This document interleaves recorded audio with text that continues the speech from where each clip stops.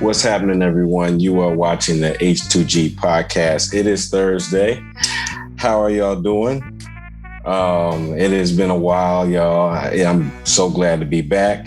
But before we jump into what we're going to talk about, I just want to see how everyone's doing. I just want to do a quick check-in. Chelsea, it's been a long time. You're in the middle of a transition. You're starting a new job. Congratulations. It's great to see you. How have you been? I've been wonderful. I just had my last day at my most recent job on Friday of last week. And I've had this week off basically between jobs, and I start my new one on Monday. So I'm really excited. I've been able to kind of sit down and focus on doing some things that I've been wanting to do in this week off. I think I've mentioned it before, but I'm planning to publish my writing. So I've been working on the book this week, getting all the pages laid out and everything so that we can get that submitted.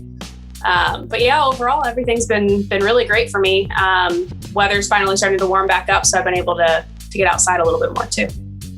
Nice. I'm glad you got that time to dedicate to you time so you can get your writing done. Yeah. Justin, bro, it's great to see you. How you been, brother? It's good to see you, man. I've been good. I'm glad that you're back. I know you've been busy. I'm excited for you and all the things that you got going on. I'm ready to announce the carrot that has been dangling, but I can't do it without everybody here. So maybe we'll do it tomorrow. We'll do it tomorrow night. We got Christy in the house. Hey, Christy's in the house. Right. So are we still going to hold off on the carrot? Yeah, because we don't got Tony. We don't have Tony. We do have Matt's butt. We got Matt's butt. We do have Matt's making a cameo here on the. We got Matt making a cameo. We got Christy. But before I get into Christy and Matt over there, I got to get to my main man, Richie. Now, I heard you won a game of the week a few weeks ago. Congrats. I did. Sorry I wasn't here for that. But how have you been, brother? It's great to see you, man. I've been doing all right, man. Earlier in the week, my zip was looking a lot worse than it does now. So that's been clearing up. Good. That's okay. Life happens. Shit happens. Yeah. Right. We all get them. Stress. We all get them. So I'm growing out the mustache. But as I told some of you off the air, I don't know how long I'll keep it because I think it's like 1 in 78 women like mustaches. That's what I'm noticing so far. So it could be that one. It could be the one. Maybe she could be that one. Maybe I'm that one. I don't know. I don't know, but we'll see. You are the prize, Richie. Maybe, man. It's a weekend, and I'm getting a bunch of duds. So we'll see. I might have to mix it up.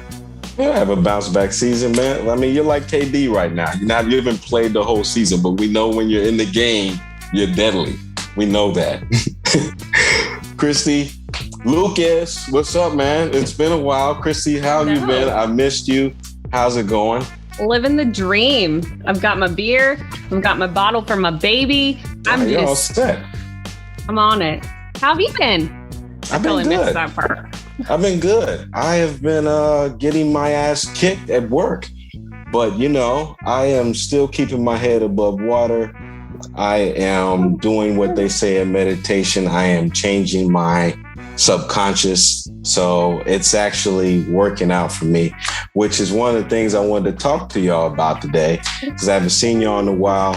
I know it's something that everybody, all of you have all gone through, have all dealt with. A shitty boss, the gossiping coworkers, the venting coworkers, which have been myself. I wanted to talk about workplace drama. It's something that happens to all of us, throughout the week, or so throughout our careers, whatever you're doing. Chelsea, I know you're in the middle of a transition, so I just wanted to go around the horn and see, what kind of workplace, drama experiences you've all have had and, ways you've avoided it and ways we all can avoid it. And I want to start with Richie. Richie, you're a boss in yourself, man. I wasn't calling you a shitty boss. I know you're a good boss. But so how do you deal with it now? Well, I nip it in the bud. I'm going to give you 2 examples of some at my workplace that happened recently that I wasn't in control of and how I would have changed it. First one, I had mentioned previously that one of my friends, Joel, had his ex break up with him. Well, that person used to be my former assistant. She got promoted. And so anyways, she cheated on him, as I mentioned, but she also had been sleeping with people at work. And when I say people at work, I mean 7 people at work. 5 of them were married. So yeah, I do have workplace drama. What ended up happening is there was one gentleman mentioned to other people in his department that this person would probably be willing to give them a hug. And so she said no. And then basically that escalated and it got back to HR. And she did not get fired because my CEO is a very generous, kind person who wanted to give her a second opportunity. 2 years ago, something similar actually had happened. I know this is crazy. And it actually involves the same guy because he's the one who reported her because he felt uncomfortable. And his girlfriend was hugging someone at one of the facilities and somebody caught them hugging. So he gave her the same opportunity. She ended up quitting. She just chose to not continue to work. So one of the things I've always said about workplace drama is don't shit where you eat, or in this case, don't shit where you hug. So I think that's like the first thing I always kind of lead off with is making sure that my employees are very understanding of the idea that, yeah, you know, this person's awesome and it's going great right now, but you see them every single day and then you see them outside of work. And then what happens if it doesn't work? People, usually younger people, tend to do this. They don't think about the consequences, be damned. And then they focus on, you know, I like this person right now. And then it becomes very uncomfortable. And now I can't speak for the young lady and to whether or not her comfort at work is, but, you know, she's been continuing to work. It's been about 2 months since she was pulled into HR. So that's the drama that's recently happened at work. Now, I could go down the list of all the types of dramas that happened, but what I would suggest in terms of workplace drama, not even just as a boss, but just somebody who, you know, has been working in industries for years, is you have to learn to control your emotions. I think the easiest time drama starts is when somebody loses sight of their emotions and then they say something in the moment when they're angry, upset, etc. And you can't take it back, people. So I think the most important thing to always do when you're at the workplace is, regardless of how something's making you feel in the moment, digest it, give it a little time.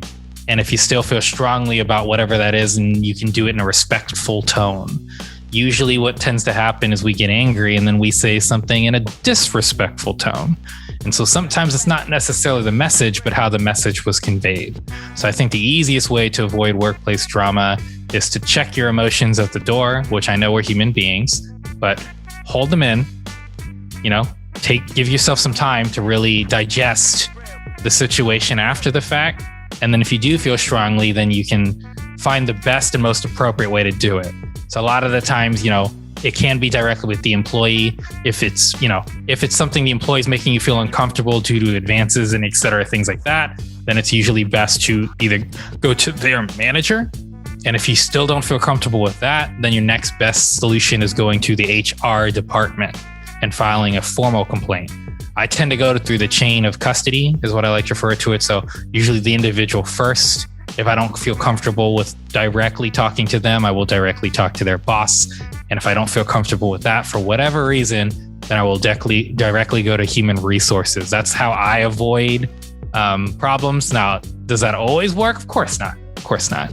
But that's my first tip into avoiding drama. The second thing is honestly not really socializing to the point where people know my personal life like that. I think when we start to get too much into personal lives at work, it tends to spread, and then you tend to get people being upset. I'll give you a quick example. I tell people I'm going to do this, this, and this, and I've got a party this weekend. And then one of my coworkers, hears about this party, but they weren't invited. Well, now they're upset because they didn't get invited to this party. But we talk every day, Richie. Every time we go to the coffee machine at 7, you're there and we talk in the morning and you ask me how I'm doing. So we're friends, right? So that's another thing I tend to avoid at work. And when I do talk to my coworkers, who many of them are my friends, let's clarify that, I wait till after work, right? Because I don't want to put people in positions where they don't feel as important to me at work. And like we just discussed, and I also don't want to mix business with pleasure. When I'm there at the job, I'm there to work. And the easiest way to avoid water cooler talks and avoid venting and things like that at work and to stay professional is to make sure my personal life is not involved at work. So those are the things I do to avoid drama.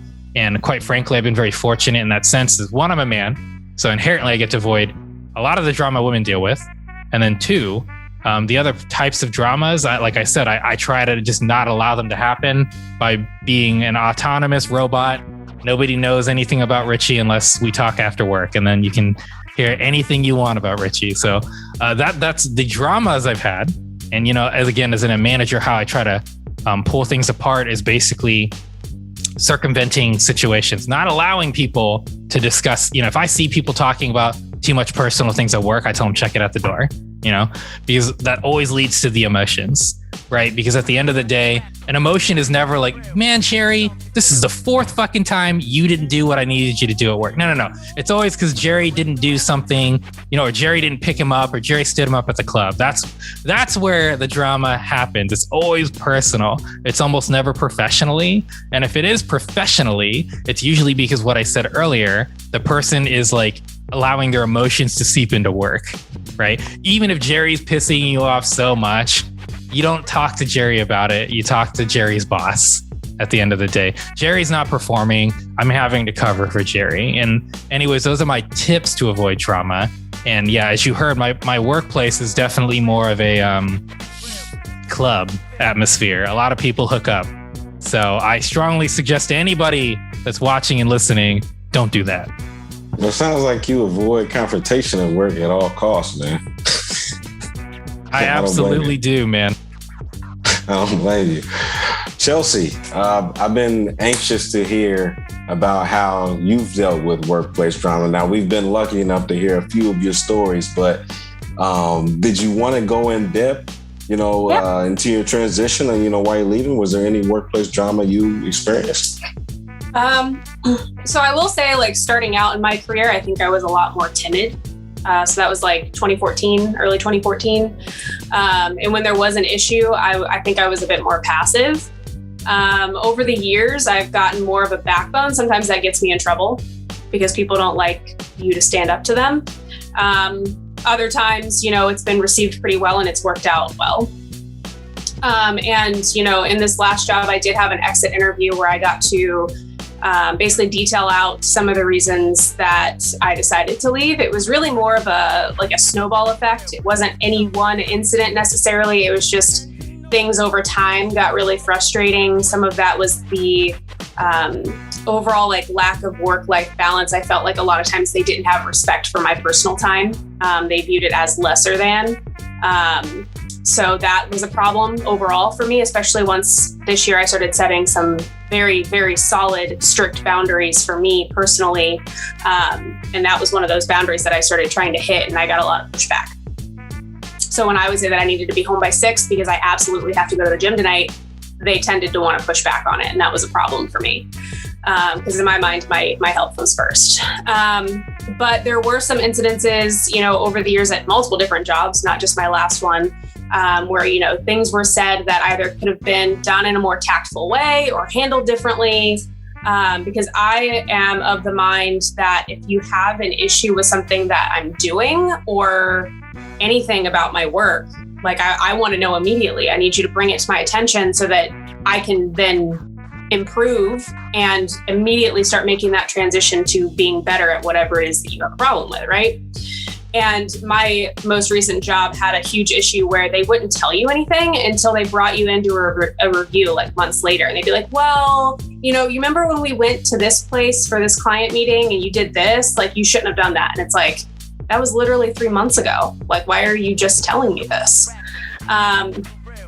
There were some comments made to me, in front of the whole team that, oh, I must be dating somebody new because why else would I be doing all of this fitness and strict eating?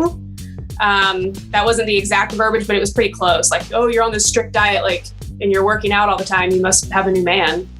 And I was like, and that was in front of everybody. And I was like, I paused. I almost had to think about how to respond. And considering we were kind of in a more casual setting. We were doing like a happy hour event in our office. So because it was a more casual event, I handled it a little differently than I would in a more like client-facing professional setting. But I basically, and I'm saying this verbatim, I said, I don't give a shit what anybody else thinks. I'm doing this for myself. And he kind of shut up after that. But yeah, it's just, there have been comments that have been made that it just came off. I don't know that they necessarily meant it the way that they said it, but the way that it came off, I was like, wow, you're undermining all of my hard work, because apparently I have to impress a man. So that was incredibly frustrating. There was also an incident where, to kind of summarize, we were on an internal team call virtually, and a client that I had been trying to get a hold of called my cell phone. And I said, in the middle of the meeting, I was like, hey, 1 second, I've been waiting on this call. I've been trying to get a hold of this guy all week. I'm going to take it. Give me a second. And I muted and paused. So then I answered my phone, was on the phone for 10 to 15 seconds to get what I needed, and then joined the call back. Well, in that time, somebody had texted me and they were like, hey, so-and-so is asking a question. Why aren't you answering? And I was like, I just said, I hopped on this call really quickly and I'm back. Let's continue. This person got so upset that they like muted, called my work phone in my office, and proceeded to be like incredibly condescending and rude and like chew me out for answering this call that was considered like an urgent situation. I had been told to resolve the issue ASAP, which is what I was doing. And the way that I was spoken to, it takes a lot. And I mean a lot to really make me angry. Like, I'm not the kind of person, like, I mean, as you saw with even the jokes, like I can keep a straight face through anything. I can poker face it right on through. Like, it takes a lot to piss me off. I was so pissed by the end of that call. I almost walked out that day and quit. And it was one of those things where, like Richie said, I had to walk away from it. I couldn't even go to him. Like, I was supposed to meet with this person at the end of the day, and I left work. I was like, if I meet with this person, it's not going to be good. Like, that's how angry I was. And I can normally keep my cool really, really well. And I actually, like, at that point, I knew that I was probably leaving. So I didn't bother bringing it up or really having that discussion because it was irrelevant at that point, and I wasn't going to raise my blood pressure just to have the last word in. But I did put it in my exit interview document that was a problem for me. How I was spoken to was inappropriate. It was uncalled for. And I was basically like, as a 30-year-old woman that's 7 years into her career, I will not tolerate being spoken to that way, period. And that was part of the reason why I left, along with, all the other things that had gone wrong. But overall, I've realized that there are people that do not like to be challenged. If you don't agree with them, it's going to put a target on your back, period. But that doesn't mean that you don't speak up, in my opinion. That probably means that whatever your work environment is not a good one. It's probably toxic. And I've been in those situations. And at the time, I remember I've been laid off from jobs in the past, and, it's scary. You don't know what you're going to do next. But in every sense of the word, it's been a blessing every single time, because it was, it was bringing me down. It was having a ripple effect on all areas of my life. So if you're in a situation where you feel like you can't speak up because it's going to put a target on your back, start job hunting. Wow. Yeah. I mean, that's so great that you were able to get out of those toxic situations. I mean, I don't have to apologize for it. And the men out there, I mean, that's some bullshit to tell a woman like that she's not doing her job because she's going to the gym and she's dating a guy instead. That doesn't even make sense to me. That's BS. But yeah. All in all, I'm glad you got out of that situation and you can look forward now. Tony, it's great to see you, brother, man. It's been a while, man. God, look at this guy. It's great to see you, man. Good to see you. Look at this guy. Look at this guy. Look at you. Look at you. Come on. Look at us. I'm trying to be on that level. Look at you. Look at us, man. It is great to see you, brother. You came in. What did I miss? What did I miss? You didn't miss. That was the serious stuff that Chelsea was talking about. What did I miss? You in perfect timing. We're talking about workplace drama. No, you've been through it, brother. You've been a manager. You've been there. You've been at that point where you've dealt with so many people in your field. How have you dealt with it? What are some experiences you've gone through, on the job? Oh wow, that's that's a loaded question. Let's see. So let's see. Manager, customer service, all my life, 17 years. People are people. And when you deal with, the public, you have to be ready for anything. I'll have to say the hardest thing that I've had to deal with was being called the N-word at Cracker Barrel. And the guy was a customer, and he didn't like that we served the table that was next to him. It was a black family, and they sat down after this gentleman and his family. You have to remember there's 3 black people at this table, and at the other table, it was a family of 5 Caucasians. And so the 3 black people, they got dip checks. And what I mean by dip checks is it's food that comes out fast. So they got roast beef, meatloaf, chicken and dumplings, stuff like that. So that's a 5-minute dip item. The other table, it was 5. They got breakfast, they got pancakes, they got proteins. It's going to take a little bit more time to make all that. So because I was the manager on duty, this gentleman associated that I was his perception was that I'm taking care of all the people that have the same pigmentation that I had, which he was completely wrong. It's just that's how it fell. And I've been on the other spectrum when, they thought that I was favoring the other side, but that's a different story. I'm telling you this story right now. So he came up to me. I told him, I explained it to him just like I explained it to you all about the dip check. He didn't want to hear that. He said, this is effing bullshit.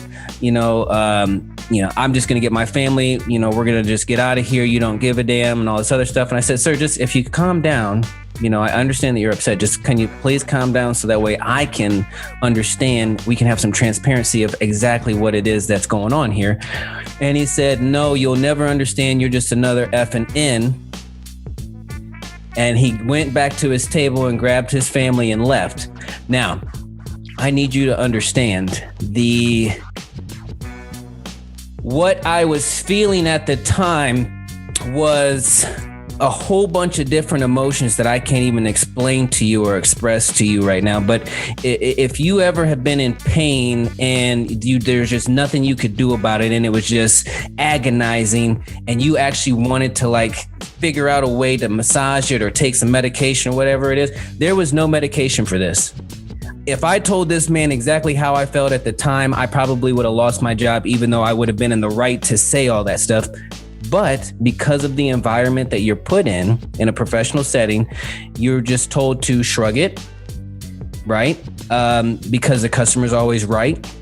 And so, long story short, what you asked me, and I told you it was a loaded question, anybody that deals with customer service, it's so much chaos, it's so much drama, because people are just people, okay? They have their own beliefs, they have their own ideologies, they're always right, you're always wrong, and you can't really fight that. I guess it depends on what establishment you are in. For Cracker Barrel, it was all about pleasing people. Well, if anybody knows anything, you can't please everybody. It just doesn't happen, okay? It's a nice slogan to have, but you just can't do it. So, my suggestion is if you're in that kind of environment and you don't want to be in that kind of environment, then you need to get out of that kind of environment. I've always dealt with customers, but I've always remembered that when I walk in, and it took me I'm 35 years old. It took me some time. It took me basically 10 years, okay, for me to realize that when I go into work, I have to leave everything at work and leave everything at home when I come back home. So, the Jewish people, what they do is when they come home, they have a shrine right when they open the door, and they touch that shrine. And what that shrine does is it leaves everything there. So whatever they went through outside of their home, they do not bring it into their home. It was the most impactful thing that I've ever learned about the ritual that my friend did, and he's Jewish. So I adopted that. And so I needed to do that because every job I've always had deals with the customers.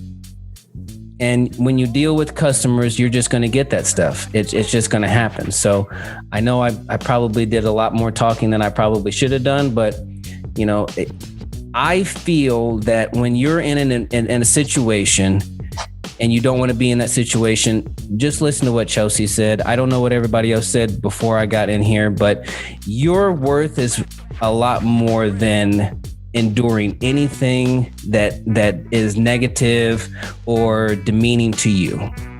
You have to know your value. I'll leave you with this. You get the behaviors that you tolerate. So if you tolerate BS, then you're going to get BS. If you do not tolerate that, good for you. I clap for you. Move on and make shit happen that you want to happen, because you deserve more than whatever negativity is going on in your life. Thank you, Tony. Man, you showed incredible strength within that moment. Like you said, it was a loaded question, and I wasn't prepared for a loaded response, but it was something that needed to be said. And I definitely appreciate you, because that's something that that's happened to myself before, and it takes some incredible patience within that moment not to snap and almost lose everything. So thank you for spreading that message to whoever's watching this, because if you've ever been there, if you are Tony or myself, please follow that example. Justin, man, I know you've gone through it. You've gone through some hell.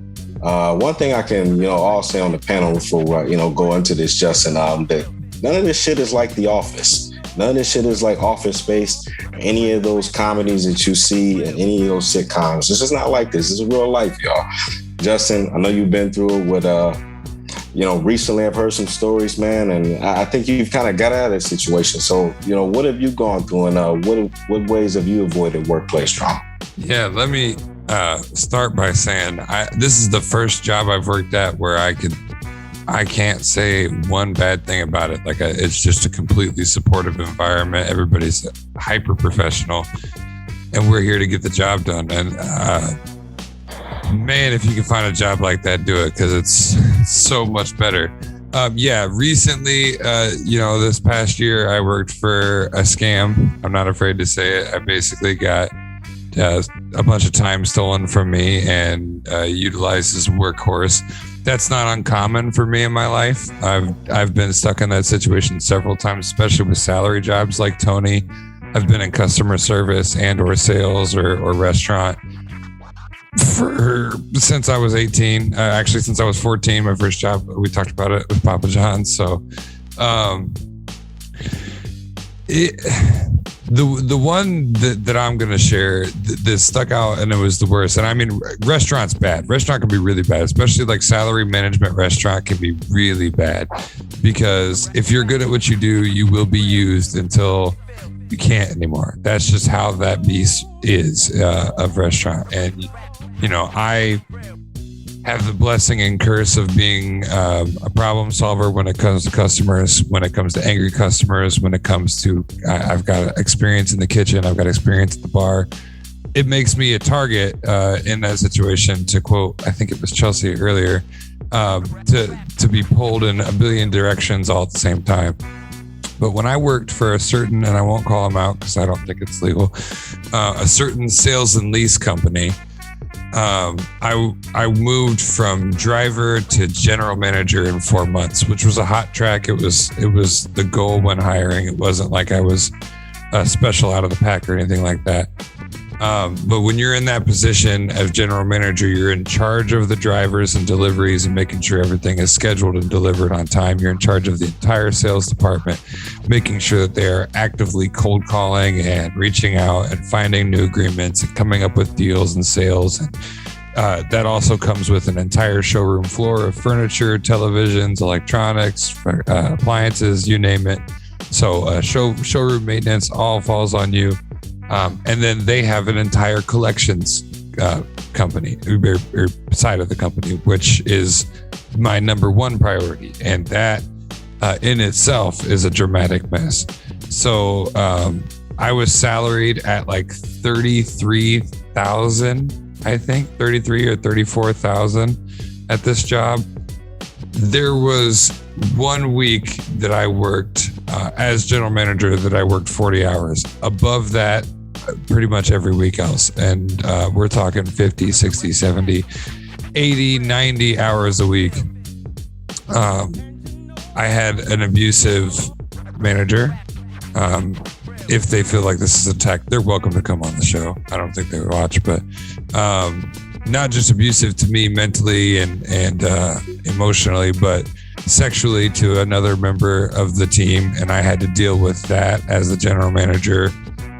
She was the sales manager, and I think I've talked about this on the show before. And I tried a million different ways to come up with the best solution to make her comfortable or get that resolved. But I mean, he was just too in charge. I mean, he had his hands in every pot.